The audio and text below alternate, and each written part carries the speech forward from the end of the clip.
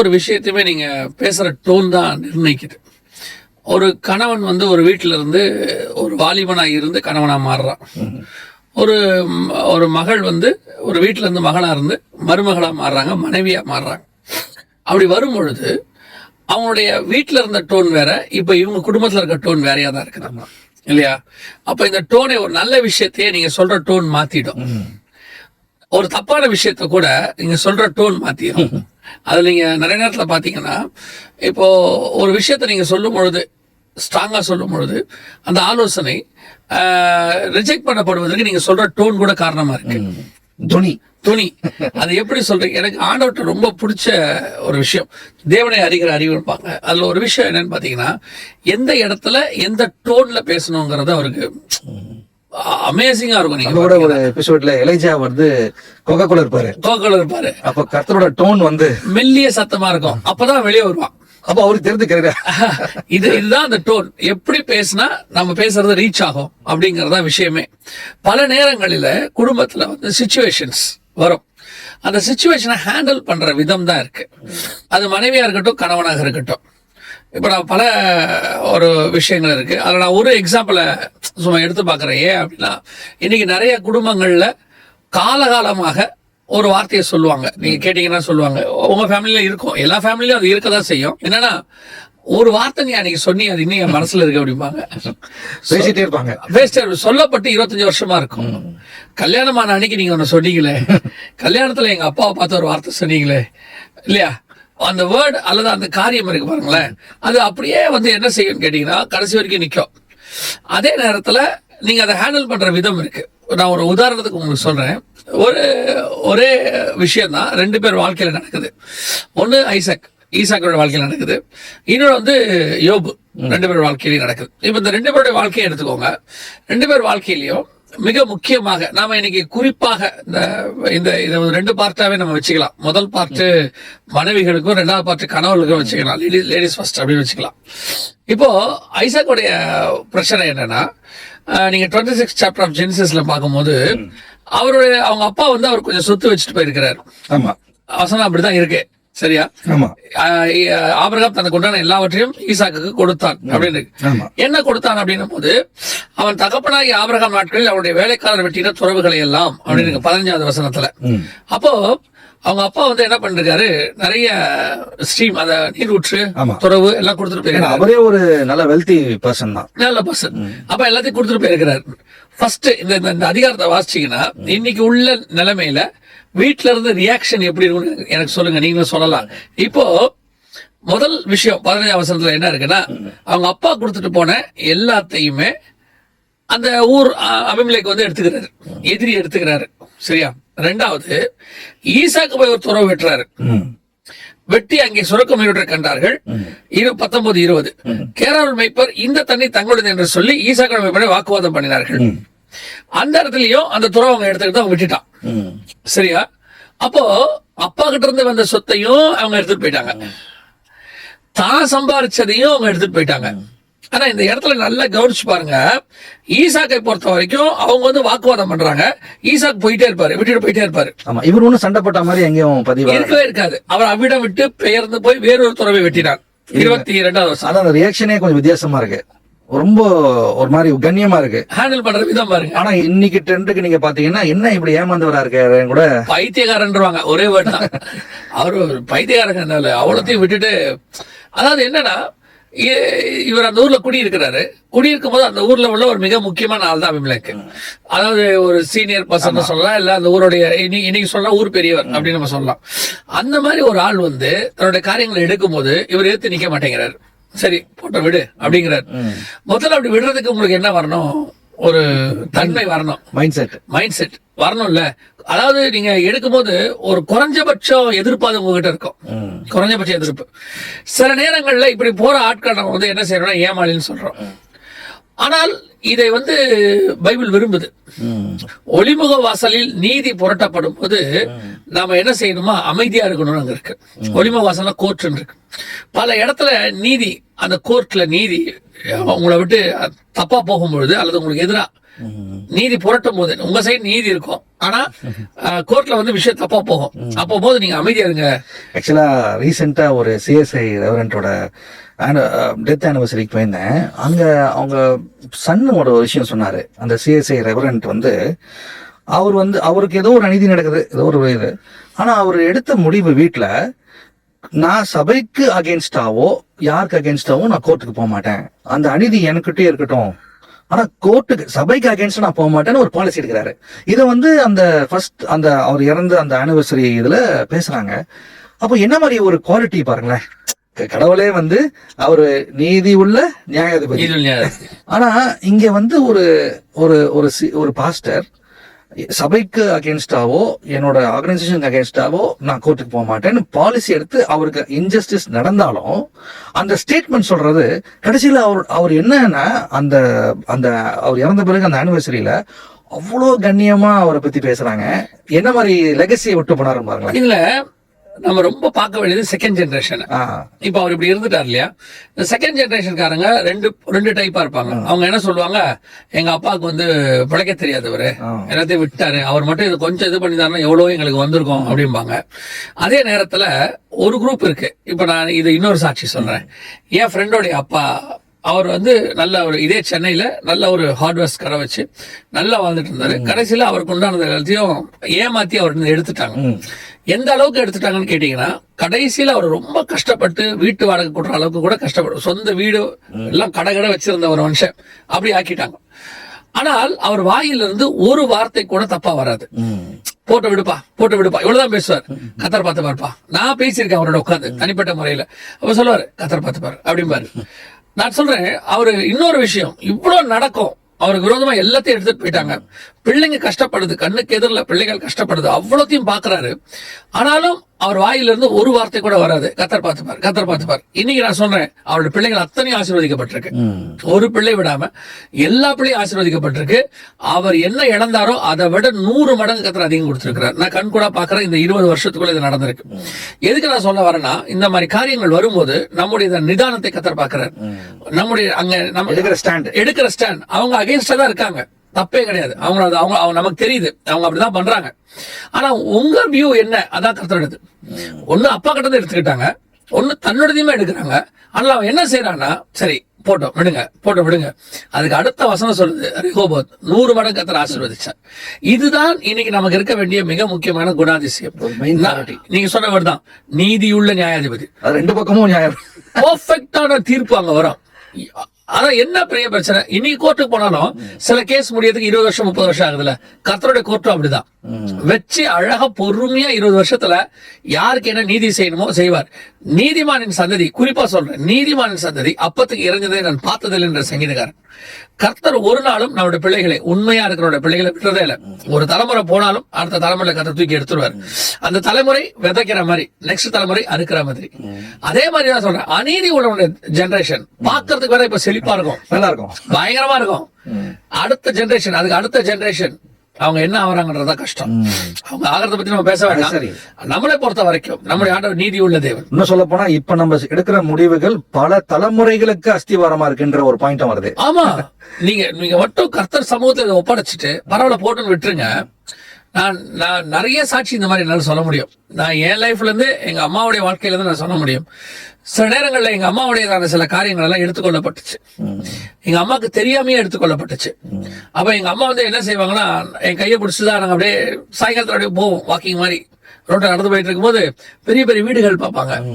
பார்க்கும்போது எங்க அம்மா ஒரு வார்த்தை சொல்லுவாங்க, இதுல இருக்கிற ஒரு தாப்பால் கூட நம்மளால வாங்க முடியாது அப்படிம்பாங்க. அப்பெல்லாம் பித்தளையில தான் தாப்பால் போட்டிருப்பாங்க. ஆனா நாங்க சொல்றோம், இன்னைக்கு நாங்க ஒன்னும் குறைஞ்சு போயிடலையே, கர்த்தர் எங்களை கைவிடலையே, கர்த்தர் இன்னும் எங்களை நல்லாவே ஆசீர்வதிச்சு இன்னைக்கு ஒரு இடத்துல கொண்டு உட்காரதான் வச்சிருக்கிறாரு.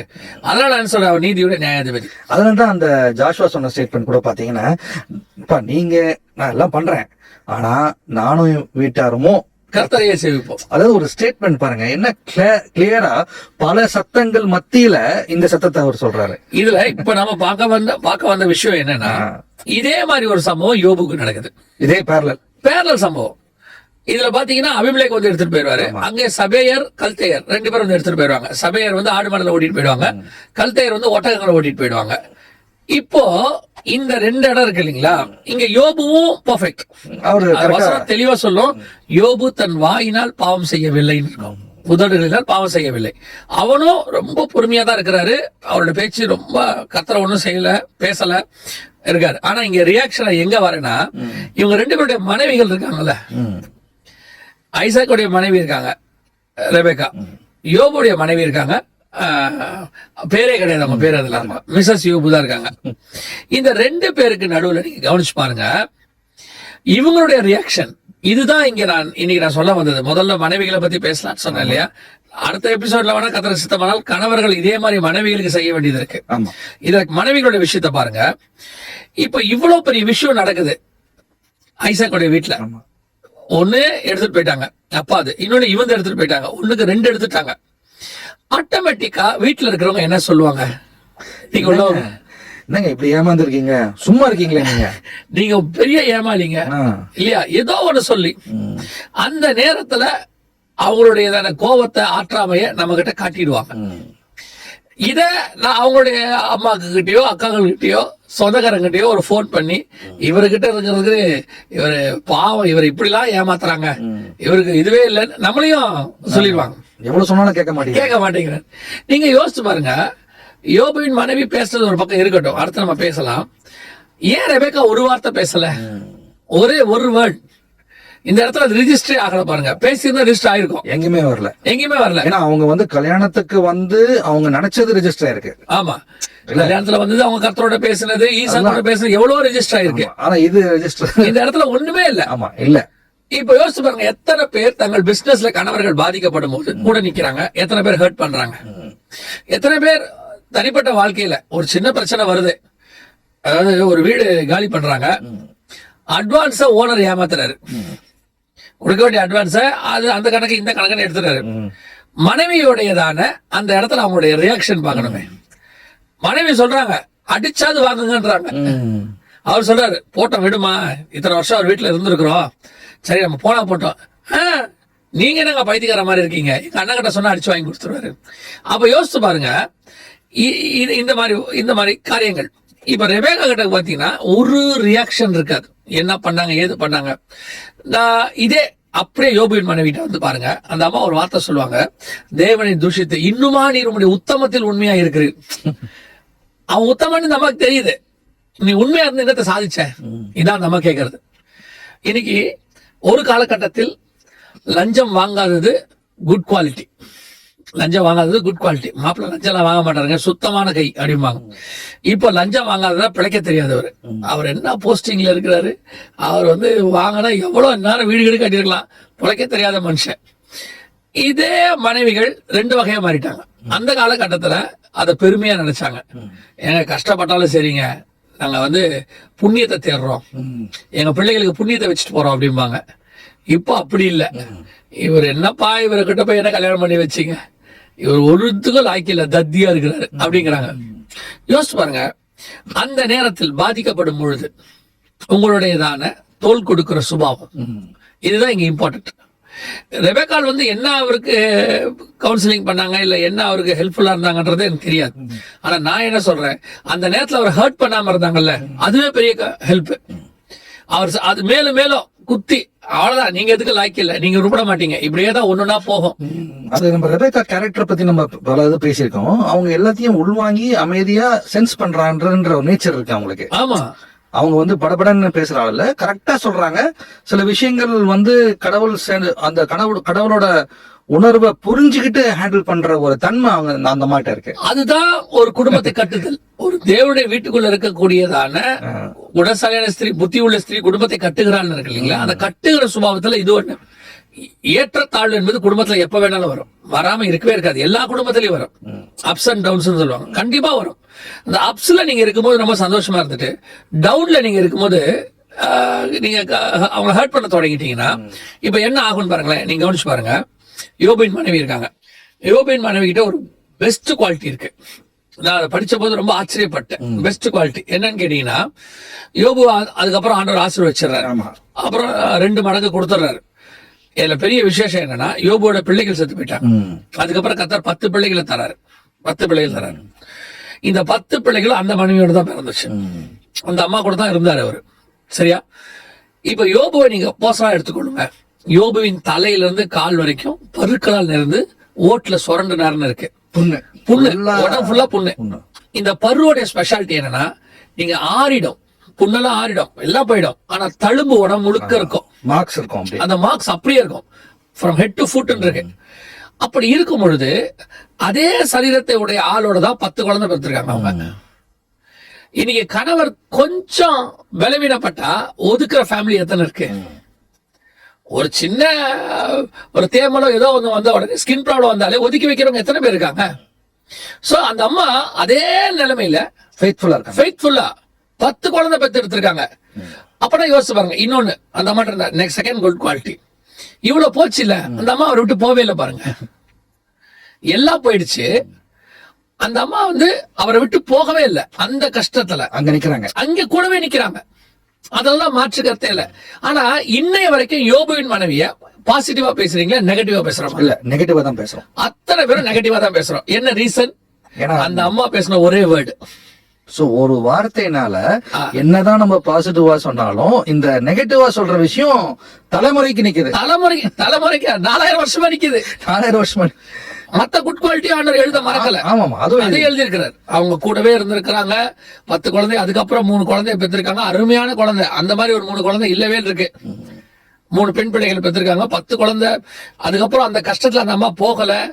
இன்னைக்கு யோபுவோட தங்கச்சிங்க வந்து ஹெல்ப் பண்றாங்க, சகோதரி ஹெல்ப் பண்றாங்க. ஆனா இவ்வளவு குவாலிட்டிஸ் இருந்தாலும் இந்த மைனஸ் பாயிண்ட வச்சு பிரசங்கம் பண்ணாத ஆளே கிடையாது. மைனஸ் பாயிண்ட மட்டும் தான் பிரசங்கம் பண்ணிருக்காங்க. அதான் எப்படி இருக்கு பாருங்க நிலைமை. அதே மாதிரிதான் நிறைய இன்னொரு குட் குவாலிட்டி ஒரு அம்மாட்ட இருக்கும். யாருன்னு கேட்டீங்கன்னா, லோத்துவின் மனைவி. லோத்துவின் மனைவியை பத்தி இவ்வளவு விஷயங்கள் நம்ம பேசுறோம்ல, நீங்க ஒரு கூட பாசிட்டிவா அந்த அம்மா பத்தி மெசேஜ் கேட்டிருக்க மாட்டீங்க. எல்லாமே அந்த ஒரு பாயிண்ட் வச்சு இந்த அம்மா தவறு பண்ணாங்க, திரும்பி பார்த்தாங்க. நீங்க பாருங்க, முழு சோதமும் கெட்டு போயிருக்கு. அதுல 2 வாலிப பிள்ளைகள், கல்யாண வயசுல 2 வாலிப பிள்ளைகள் கெடாம அந்த அம்மா பத்திரமா வச்சிருந்துச்சு. அது எவ்வளவு பெரிய குவாலிட்டி, எவ்வளவு பெரிய. ஏன்னா யோபு அங்க வெளியே போயிட்டாரு. அவர் ஊருக்கு வெளியே உட்கார்ந்துருக்காரு. சொல்லப்போனா ஃபெட்டப் ஆயிட்டு ஊருக்குள்ள இருக்க முடியல, அவரால் போயிட்டாரு. அதே ஊருக்குள்ள அந்த 2 பெண் பிள்ளைகளை வச்சுக்கிட்டு அந்த அம்மா அவ்வளவு குட் குவாலிட்டி. 10ஆவதுக்கு 2 நல்ல மாப்பிள்ளைய பாத்துருக்காங்க. இவங்க 2 மாப்பிள்ளை பாத்துருக்காங்க. இப்ப யோசிச்சு பாருங்க, அப்படியே வாங்க, அந்த அம்மா இல்ல, அந்த 2 பெண் பிள்ளைகளும் கெட்டு போச்சு. ஆனா லோத்து இருக்கிறாரு, லோத்து நீதிமான் தான். ஆனா அந்த அம்மா இல்ல, 2 பெண் பிள்ளைகளும் கெட்டு போச்சு. எங்க வெளியே வந்த உடனே. இப்போ அந்த பிள்ளைகள் கெட்டு போனதுக்கும் கெட்டு போகாததுக்கும் மிக முக்கியமான மைய புள்ளியான அந்த அம்மா தான். அவங்க வளர்த்த விதம். இப்ப அந்த அம்மா கிட்ட இருந்த ஒரே ஒரு பேட் குவாலிட்டி என்ன? அதுவும் பல தலைமுறைக்கு அதான் 4000 வருஷமா அதை பத்தி மட்டும் தானே பேசுறாங்க. அப்ப எவ்வளவு கவனமா இருக்கணும்ன்றது அதான் சொல்றேன். நீங்க 1000 நல்லது செய்யலாம், ஆனா பண்ண போற ஒரு மிஸ்டேக் நீங்க யாருங்கிறத கடைசி வரைக்கும் அதான் ரெஜிஸ்டர் ஆக போகுது. ஆனா பண்ற அந்த மிஸ்டேக் எதுன்னு தான் இம்பார்ட்டன்ட். இப்போ இயேசு கிறிஸ்துவே லோத்துவின் மனைவி சொல்லும்போது, லோத்துவின் மனைவி நினைத்துக் கொள்ளுங்கள், திரும்பி பார்க்காது இருக்க கணவன். ஏன்னா அந்த அம்மா பண்ண மிஸ்டேக் இவ்வளத்தையும் மறைக்கிற ஒரு பெரிய மிஸ்டேக். இவ்வளவு நல்ல குவாலிட்டியும் மாத்தி அமைக்கிற ஒரே மிஸ்டேக் அது. அந்த மிஸ்டேக் நீங்க எத்தனை நல்லது பண்ணாலும் அந்த மிஸ்டேக்கை நீங்க மாத்த முடியாது. அவ்வளவுதான், உப்புத்துன்னு ஆயிட்டாங்க, முடிஞ்சிருச்சு. இப்ப யோபுவின் மனைவி இங்க என்ன பிரச்சனைன்னு கேட்டா, சரி அந்த அம்மா ஒரு வார்த்தை சொன்னாங்களே அப்படின்னு விட்டுற முடியாது. ஏன்னா அந்த அம்மா என்ன பண்ணாங்கன்னா, எதை பிசாசு ஆண்டவர்கிட்ட யோபுவை செய்ய வைக்கிறேன்னு சொன்னானோ அதை அந்த அம்மா சொல்றாங்க. அவன் நம்மை தூஷிக்கிறானா இல்லையா பாரும் தான் பிசாசு ஆண்டவர்கிட்ட சொல்லுவான். அதே வேர்டு அந்த அம்மா சொல்லுவாங்க, தூஷித்து ஜீவனை விடும், தேவனை தூஷித்து ஜீவனை விடும். சோ நீங்க பண்ற மிஸ்டேக், ஸ்பிரிச்சுவல் மிஸ்டேக் எவ்வளவு பெருசுன்றத பாக்கணும். இன்னைக்கு ஒரு குடும்பத்துல, இது கணவனுக்கும் பொருந்தும், இது ஒரு குடும்பத்துல நீங்க எவ்வளவு நல்லது பண்றீங்கன்றது நல்லது. ஆனால் ஸ்பிரிச்சுவலி நீங்க பண்ண போற ஒரு மிஸ்டேக் உங்களுடைய லைஃப் கேரியரையே நீங்க யாருங்கிறத காட்டி கொடுத்துரும். இன்னைக்கு எத்தனையோ பரிசுத்தவான்கள் அவங்க வந்துட்டு அருமையான ஊழியக்காரர்கள், வாலிப பிராயத்துல ஆண்டவருக்கு ஒப்பு கொடுத்தவங்க, கமிட்டடா வந்து செஞ்சு எங்கேயோ ஒரு இடத்துல மிஸ்டேக் பண்ணுவாங்க. அந்த ஊழியக்காரருடைய அந்த ஒரு விஷயம் மட்டும் தான் கடைசி வரைக்கும் பேசப்படுது. அது மட்டும் இல்லாம அடுத்த 2-3 ஜெனரேஷன்ஸும் பாதிக்கப்படுது. அதுக்கப்புறம் அடுத்த ஜெனரேஷன் அப்படியே. இப்ப எது ரெஜிஸ்டர் ஆகுது பாருங்களேன். நான் தான் எப்பவும் சொல்லுவேன், 3.5 வருஷம் இயேசு கூட ஜூடாஸ் இருந்தாப்ல, ஜூடாஸ் காரியத் 3.5 வருஷம் இருந்தாப்ல. அவர் பண்ண ஒரு மிஸ்டேக், பயங்கரமான ஸ்பிரிச்சுவல் மிஸ்டேக். ஜூடாஸ் உடைய 3.5 வருஷம் மினிஸ்ட்ரியை க்ளோஸ் பண்ணிருச்சு. அதுக்கப்புறம் இன்னி ஊர்ல பேசிட்டு இன்னை வரைக்கும் பேசிட்டு இருக்கோம். ஆக்சல் சொல்லுவாப்ல, அப்போஸ்தலர் படிக்கிற சொல்லுவாப்ல, பேதுரு சொல்லுவாப்ல, தனக்கு உண்டானவைகளை இழந்து போனான்னு இருக்கு. நீங்க பண்ற அந்த ஒரு மிஸ்டேக், குறிப்பாக குடும்பத்தை நடத்துற பெண்களுக்கு நான் சொல்றேன், ஆண்களுக்கும் சொல்றேன், குறிப்பா பெண்களுக்கு, ஏன்னா இந்த இடத்துல நம்ம அவங்க தான் பாக்குறோம், அவங்களுக்கு சொல்றேன், மைண்ட் யுவர் வேர்ட்ஸ். வார்த்தைகளை சொல் கொள்ளும். சில நேரங்களில் பாருங்க, பெரியவங்க சொல்லுவாங்க, நம்ம ஊர்ல கூட ஒரு இது உண்டு, தீயினால் சுட்ட புண் உள்ளாரும் ஆறாதே நாவினால் சுட்ட வடு. அதாவது நீ பேசுற வார்த்தை அவங்க இருதயத்துல பதிஞ்சிடும். சிலர் என்ன பண்ணுவாங்க, ஏதோ தெரியாம பேசிட்டேன் அப்படின்பாங்க, சொல்லிட்டு போயிடுவாங்க. உங்களுக்கு வேணா சாதாரணமா இருக்கும், பாதிக்கப்பட்டவனுக்கு அது ரொம்ப பெருசு. அவன் ஏன்னா அதுல எந்த இடத்துல அவன் ஹர்ட் ஆனா நமக்கு தெரியாது, அது எந்த இடத்துல அவனுக்கு பெரிய ஸ்கார்ப் உண்டாச்சு நமக்கு தெரியாது. அதனாலதான் சொல்றேன், நீங்க எவ்வளவு பெரியதான நன்மை செய்யறவனா இருக்க, செஞ்சுக்கிட்டே இருக்க, பட் எதையுமே ரொம்ப கேர்ஃபுல்லா ஹேண்டில் பண்ணுங்க. இல்லைன்னா என்ன ஆகும் அப்படின்னு கேட்டீங்கன்னா, உங்க லைஃப் கேரியர்ல இதுதான் அப்படிங்கிறது ரெஜிஸ்டர் ஆயிடும். அதுக்கப்புறம் உங்களுடைய மொத்த குட் குவாலிட்டிஸும் கெட்டு போயிடும். சரி, இப்ப கடைசியா கேள்வியில வைக்கிறேன், இன்னும் 1.5 நிமிஷம் தான் இருக்கு. ஒரு விஷயம் பிரதர் புரியுது நீங்க சொல்றது, இனிமேல் நான் கரெக்டா இருக்கேன்றது ஒரு குரூப்.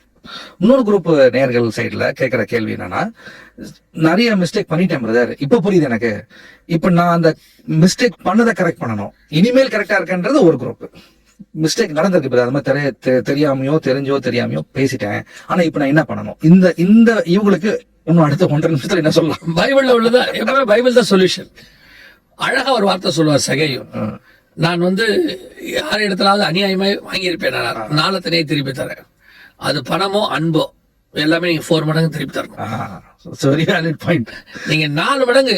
நான் என்ன சொல்லுவேன், உங்க அம்மாவையோ அல்லது உங்க மாமியாரையோ நீங்க ஆரம்பத்துல எப்படியோ நடத்திருக்கலாம், அவங்களை கேவலப்படுத்திருக்கலாம், என்னவோ.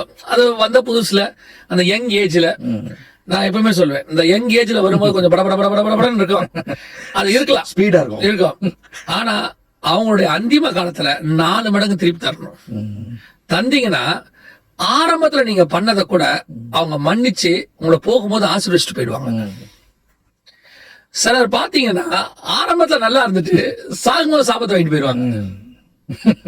அப்பா அம்மா கிட்ட வாங்குறவங்களே இருக்காங்க, நல்லா கவனிப்பாங்க. கடைசியில் அப்பா அம்மாவுக்கு தேவைப்படுற காலம் அதுதானே, சாகர போகிற நித்திரை அடைகிற காலத்துலதான் நமக்கு தேவை. அந்த காலத்துல பார்க்காம எதையும் செய்யாம நீங்க இல்ல எங்க அப்பாவுக்கு ஆரம்பத்துல நல்ல ஜூஸ் எல்லாம் வாங்கி கொடுத்தாங்க, சாகும் போது மாத்திரம் வாங்கி கொடுத்தாங்கிறதா கேள்விப்பேன். அதை நீங்க திருப்பி தர்றதுங்கிறது தான். நீங்க செஞ்சுட்டோம், நீங்க தப்பு செய்யாதவங்க யாருமே கிடையாது, 4 மடங்கா திருப்பி தரணும். அப்படி திருப்பி தந்தீங்கன்னா இதை மாறி அது ஆசீர்வாதமா